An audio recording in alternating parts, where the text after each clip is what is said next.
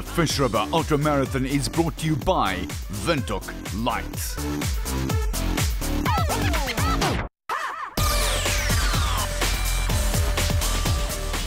The Windhoek Lite Fish River Ultramarathon is as tough a foot race as any on the planet. No, it doesn't feature a raggy shark's teeth pattern on the profile.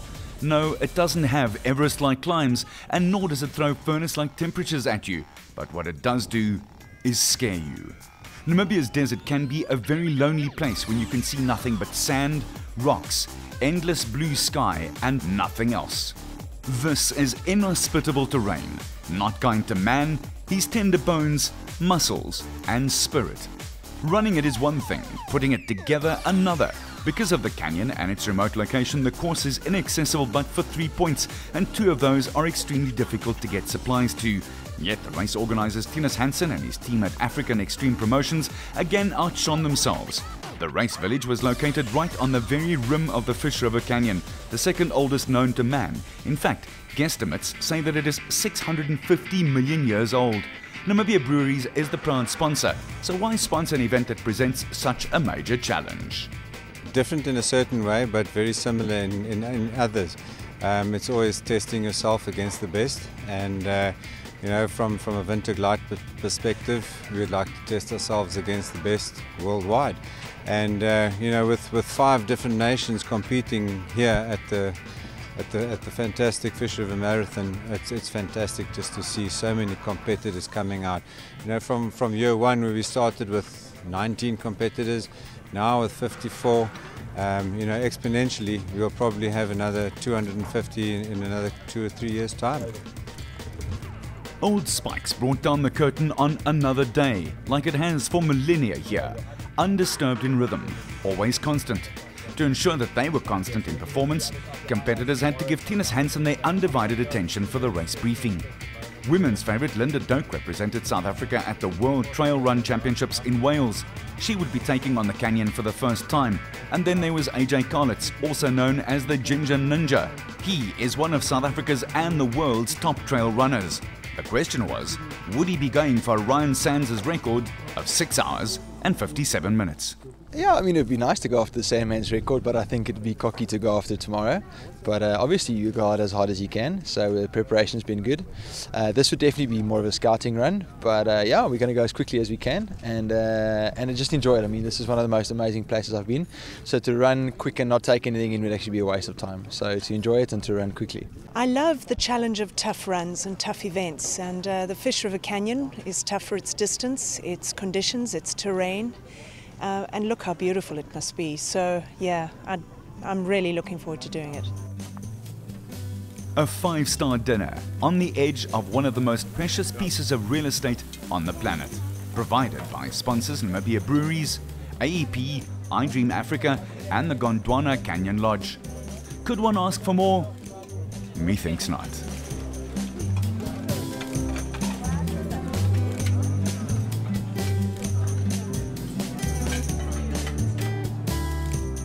It was a full moon, as the race is always penciled in for the full moon to make night running a little easier, but the cloudy conditions interfered as the moon's reflection was nowhere to be seen. The start time, 5:30, 5 degrees. Ahead, almost 100 Ks. Men and women from as far afield as Japan, Spain, Germany, obviously South Africa, and then the locals. Dark as the Namibian night could be, and a major concern. The athletes had banked on lunar light to show them the way, but cloudy and overcast conditions negated that luxury.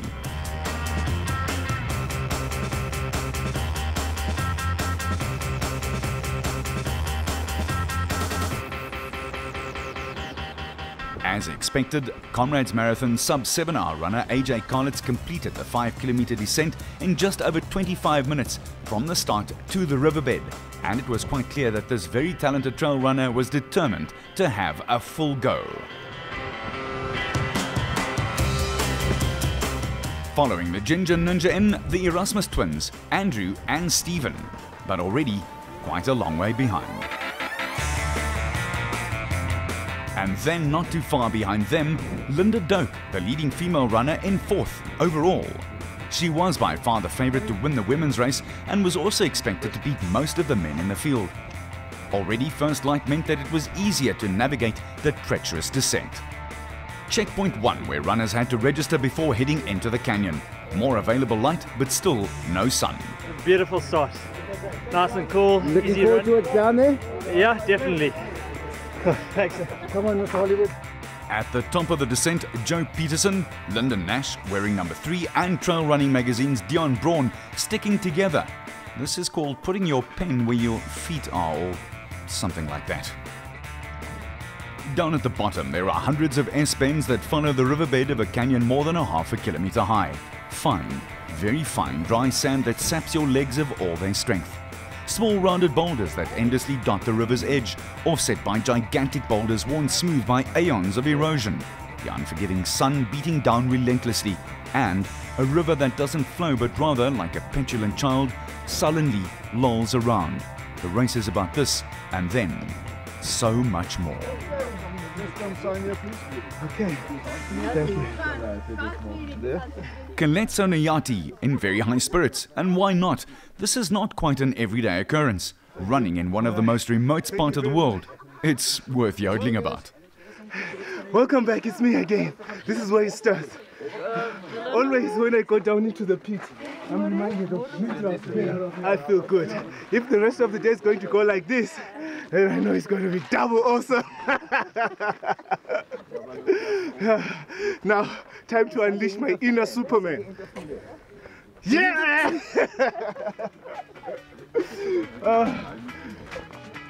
I think he's ecstatic. The second woman over the ultra distance, Cesara Karsten. There were only 6 women entered in the long race, bearing testimony to the severity of this physical and mental challenge.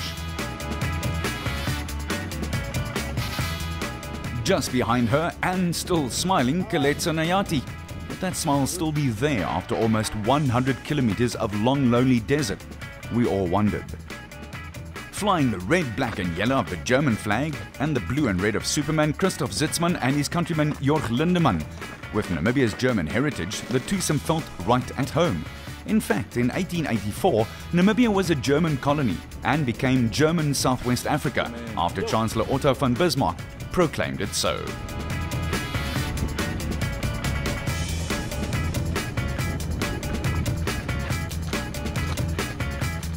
The team competition too was hotting up as Corné Versaghi and Toby Verwey descended with an eye on the coveted team prize. But on this race, you have to make sure that every single step, however small, is absolutely accurately taken.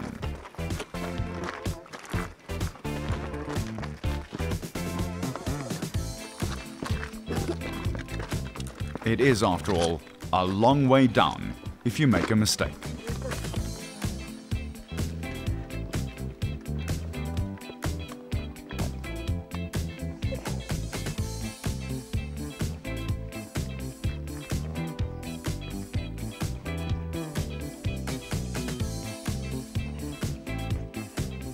Taking care and being careful.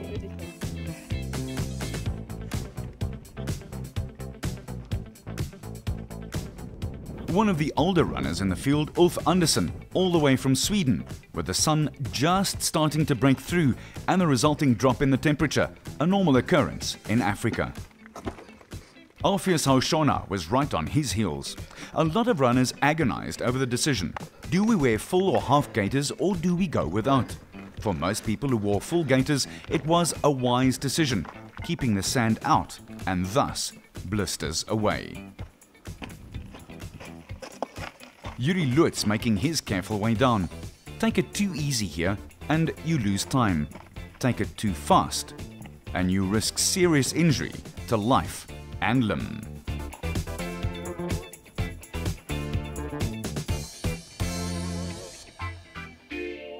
Sunrise over the canyon, just the most magnificent sight. Could Monet have painted it any better?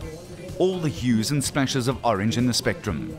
A bare 60 minutes after the 100k race of attrition had started, and it was time for the 65-kilometer version, or the so-called lite. Yeah, right. The smaller 65-kilometer field included 2 Japanese athletes, Yuta Ayahara and Kanoko Kadama.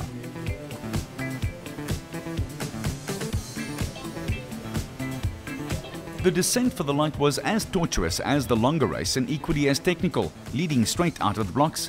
Athanasius Moronga and Joseph Kamunge, two Namibians, followed by Ingram van Heerden. They had to descend for about 3 kilometers into the canyon before the start of a flatter section which followed the river en route to the finish at Ai-Ais hot springs. One of the biggest challenges of the Windhoek light fish is that it is self-sufficient. That means that runners have to carry all their own hydration, kit and even emergency supplies. There are checkpoints and thus water points along the route, but largely athletes are on their own. From the edge of the canyon, it's reminiscent of a moonscape, barren, harsh, unforgiving, and truly untouched by man and beast alike. There are just so few places on earth like this. Take a deep breath, because the 2014 Windhoek Light Fish River Canyon Ultra continues right after this.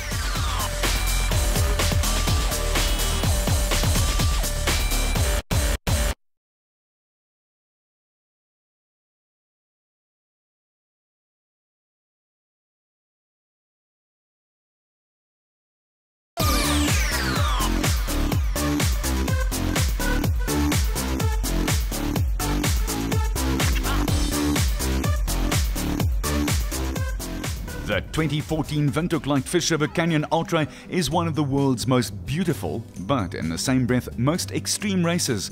And on the way to the second water point at Ai-Ais, the scenery confirmed it.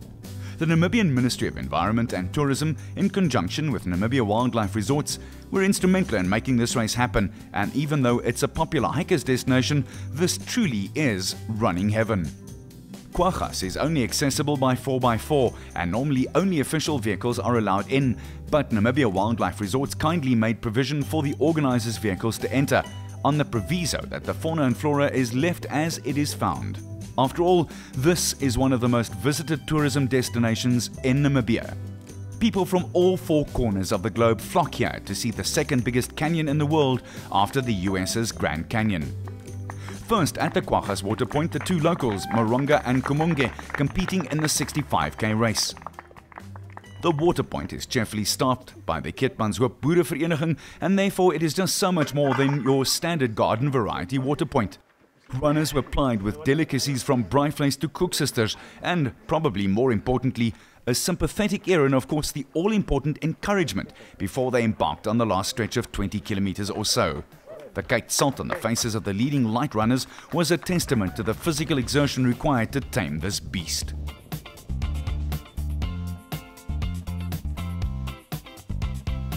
Not too many clicks of the clock behind the two locals, and the powerfully and rhythmically moving figure of AJ Calitz appeared.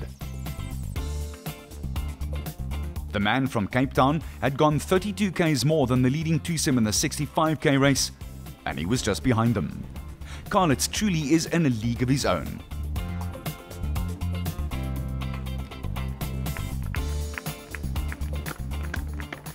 After almost 70 k's of racing, still looking smooth and relaxed.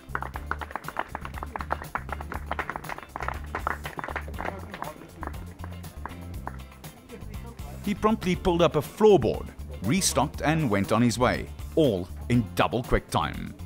The fourth athlete to make his appearance at the checkpoint was Ingram van Heerden, the third runner in the 65-kilometer race. The stop meant a time to replenish rapidly dwindling water supplies, food and sustenance.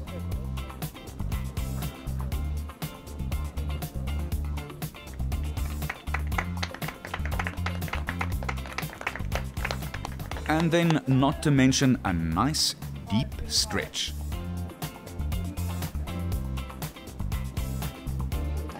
And a chance to see and converse with other humans, sometimes out there literally in the middle of nowhere. It seems that you are the only one alive.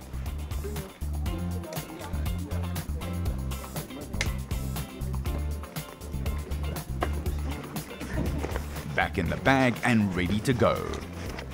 Compression socks, really tight, almost constricting around the calf muscles, has become all the rage in off-road and trail races in the last 4 years, and a lot of athletes swear by them. Purportedly, they aid blood flow and limit muscle soreness. Not only did the runners have to negotiate the unforgiving, rocky, sandy, undulating terrain, but then there was also the infamous armoured ground cricket, who quite clearly were fond of watching athletics, and athletes in particular, up close. There were literally thousands of them.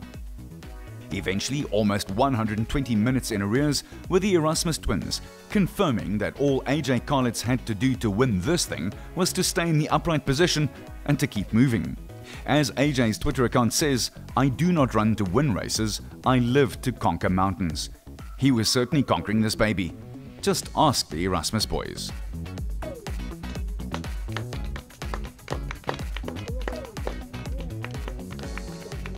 Still, they looked like they also had a lot left in the tank.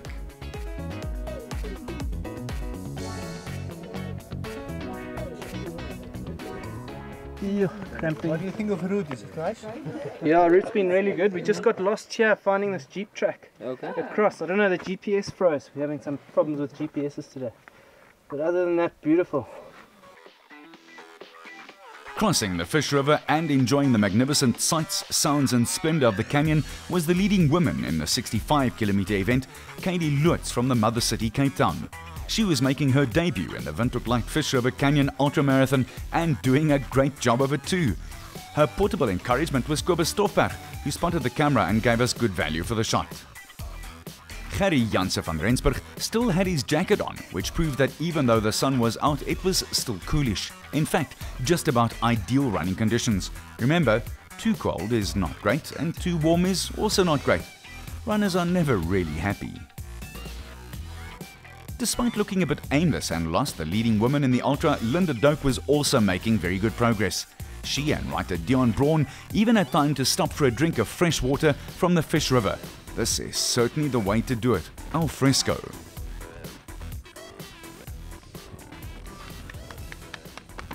There's some things that you dream about on an ultra, and one of them is chocolate dairy stuffing, because you can't normally get them.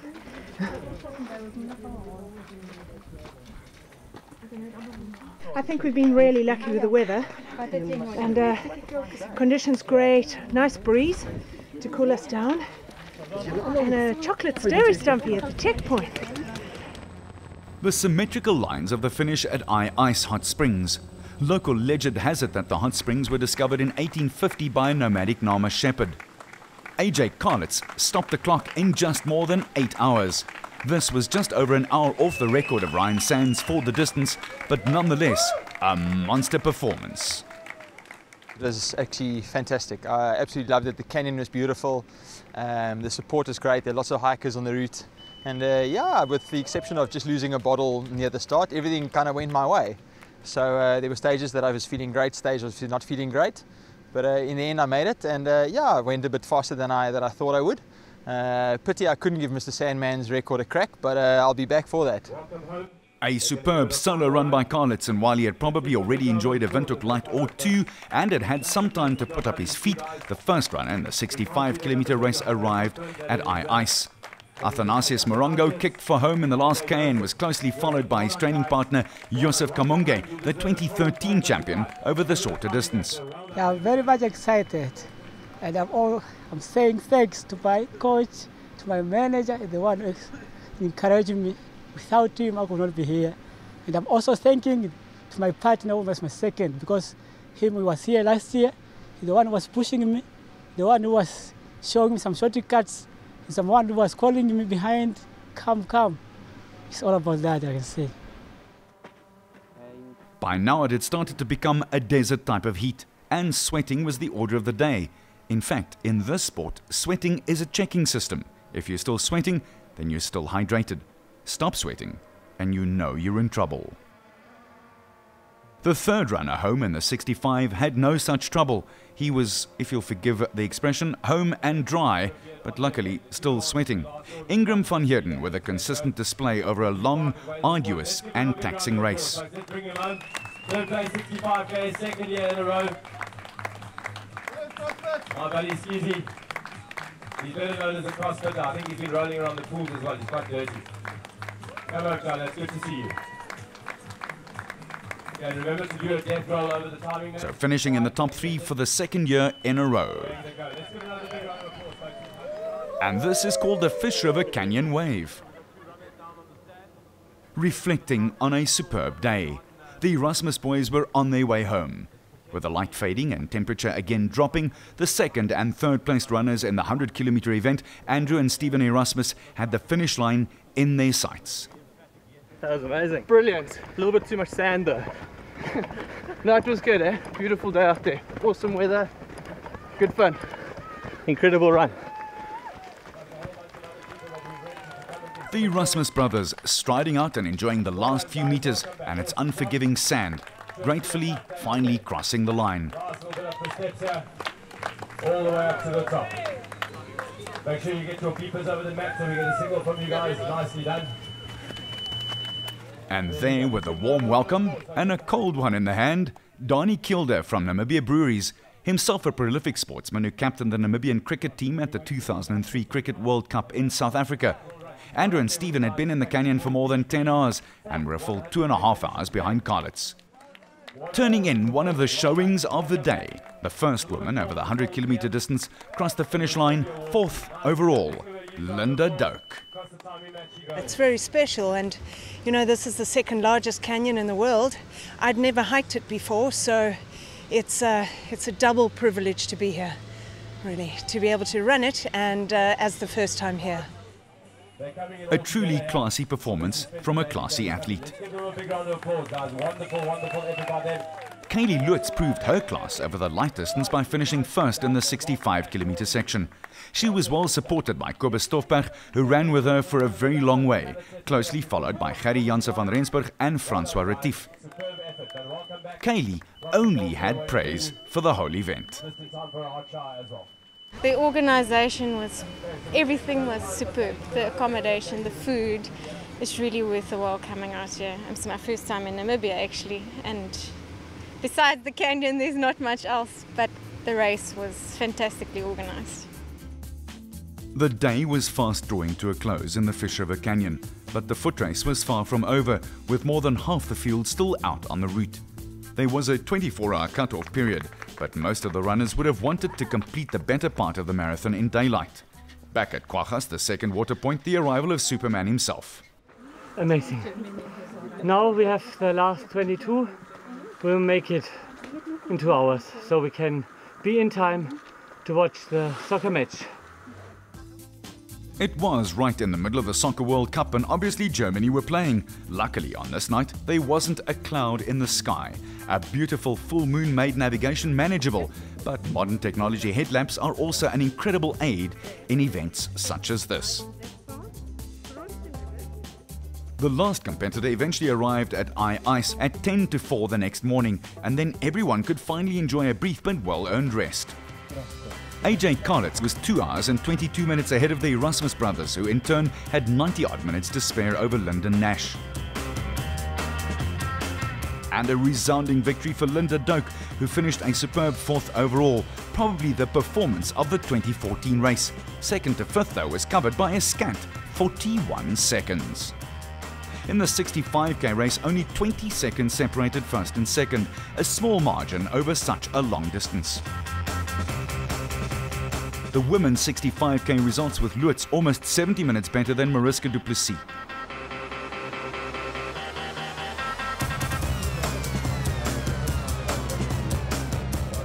Daybreak at Ai-Ais. Some, like winner AJ Calitz, had had a full night's rest, while others, like Johan Vosloo, who took almost 23 hours to complete the 100Ks and thus got in at 10 to 4, had hardly put his head down before it was time for breakfast and prize giving.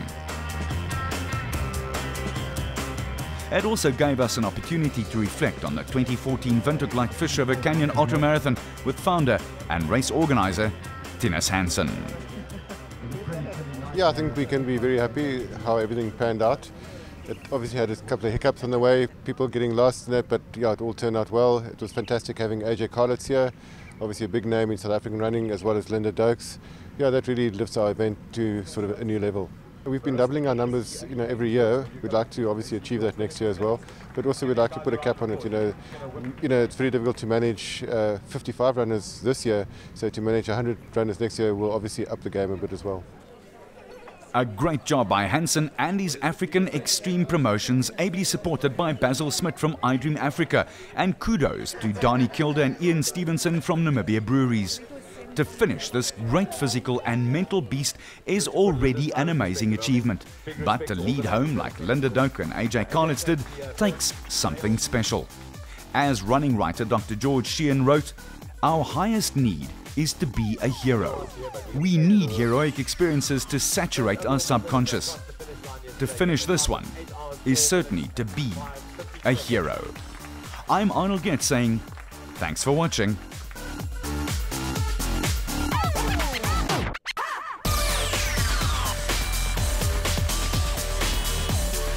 The Fish River Ultra Marathon was brought to you by Windhoek Lite.